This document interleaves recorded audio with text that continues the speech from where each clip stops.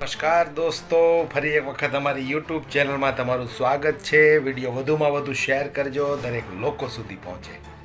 ફરી એક વખત મધ્યપ્રદેશની અંદર કનૈયા કુમારે ભારતીય જનતા પાર્ટીના જે ધજિયા ઉડાવ્યા છે, ખાસ કરીને અમિત શાહ, નરેન્દ્ર મોદી જે એમના ધજિયા ઉડાવ્યા છે, એમની જે ધોલાઈ કરી નાખી છે, એ વિડીયો મારે તમને સંભળાવવો છે। વિડીયો વધુમાં વધુ શેર કરજો, દરેક લોકો સુધી પહોંચે અને દરેક લોકો જાગૃત બને કે આવનારા દિવસોમાં આપણે કોને વોટ કરવો છે।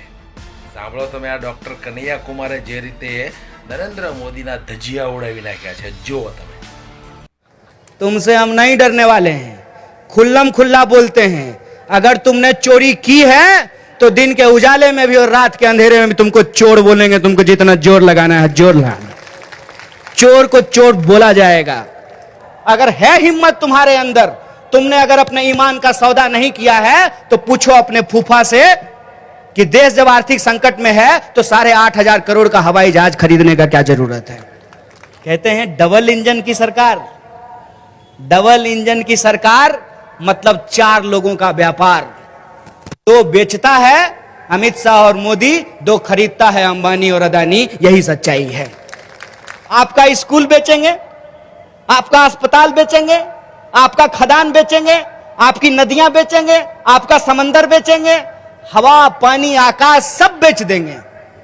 और कहते हैं कि सब कुछ के लिए आत्मनिर्भर बनो, तो आप भी आत्मनिर्भर बन जाओ। आपको भी देश का प्रधानमंत्री होने का क्या जरूरत है। सरकारी आईआईटी नहीं होना चाहिए, सरकारी अस्पताल नहीं होना चाहिए, सरकारी बैंक नहीं होना चाहिए, सरकारी इंश्योरेंस नहीं होना चाहिए, सरकारी सड़क नहीं होनी चाहिए, सरकारी पुलिस नहीं होना चाहिए, तो सरकारी प्रधानमंत्री लेकर के तबला बजाएंगे। फिर सरकारी प्रधानमंत्री भी नहीं होना चाहिए। भाषणबाज प्रधानमंत्री को सिर्फ भाषण से नहीं हराया जा सकता है, क्योंकि हम कितना भाषण दे लेंगे।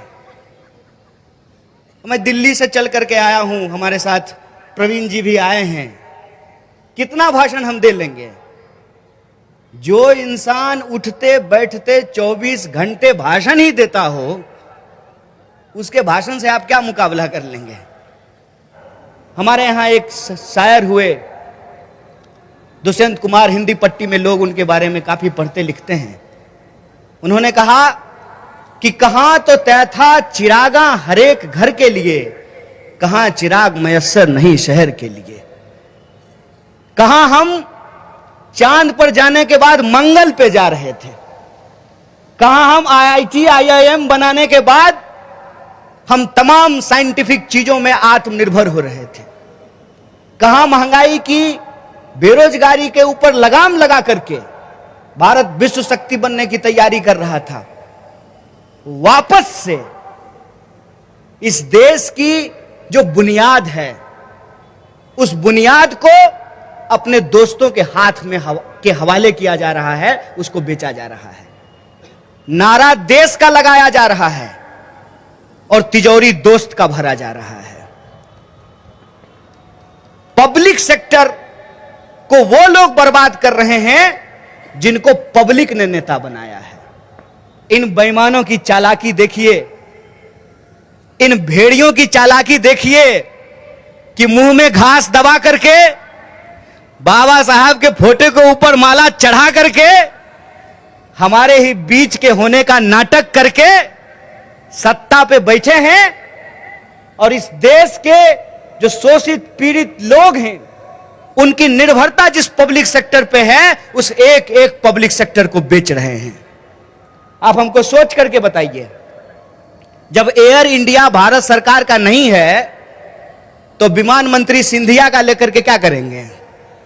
जब नहीं है एयर इंडिया तो क्या करेगा ज्योतिरादित्य सिंधिया। ये सोच करके मुझे बताइए कि जब हमारे पास रेलवे ही नहीं बचेगी तो रेल मंत्री क्या करेगा। जब हमारे पास बीएसएनएल ही नहीं बचेगा तो कम्युनिकेशन मिनिस्टर क्या करेगा।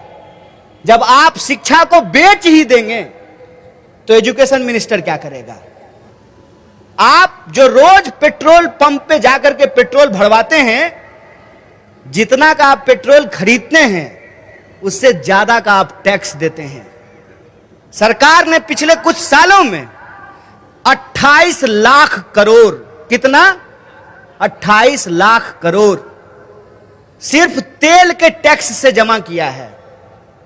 और जब यह सवाल उनसे पूछा जाता है कि 28 लाख करोड़ का क्या किए, ये शोषित वंचित लोग आपस में इकट्ठा होकर के ये सवाल ना पूछने लगे कि 28 लाख करोड़ रुपया जो तुमने वसूला है उस पैसे का तुमने क्या किया है, इसका हिसाब ना मांगने लगे। इसीलिए इंसान को आपस में लड़ाया जाता है। हम कहते हैं जब हमारी भूख एक है तो हमारी मुट्ठी भी एकजुट होनी चाहिए, तभी इससे हम मुक्ति पा सकते हैं। और ये कहते हैं कि बैंक को एनपीए हो जाता है क्योंकि ये किसानों को कर्ज देते हैं। साहब, बैंक का एनपीए किसान को कर्ज देने से नहीं होता है, इनके दोस्त जो इनको चुनाव में चंदा देते हैं उनको छूट देने से होता है। ये बात आप जान लीजिए। आए दिन आप खबर सुनते होंगे कि कोई 28,000 करोड़ लेके भाग गया, कोई 30,000 करोड़ लेकर के भाग गया। ये कौन लोग हैं? ये वही लोग हैं, कहते हैं डबल इंजन की सरकार। डबल इंजन की सरकार मतलब 4 लोगों का व्यापार। 2 बेचता है अमित शाह और मोदी, 2 खरीदता है अंबानी और अदानी। यही सच्चाई है।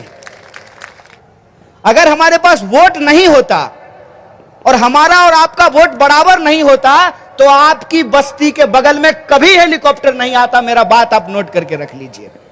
बिजली आए ना आए, चुनाव में नेता हेलीकॉप्टर लेकर के जरूर आता है। यह बात मैंने बिहार में देखी है कि सड़क नहीं है, चुनाव में हेलीकॉप्टर है। विकास नहीं हुआ है लेकिन विकास के भाषण हैं। शिक्षा नहीं मिल रही है, रोजगार नहीं मिल रहा है, लेकिन वादे मिल रहे हैं। जब चुनाव आता है तो वो आते हैं आपके पास शराब और पैसा लेकर के।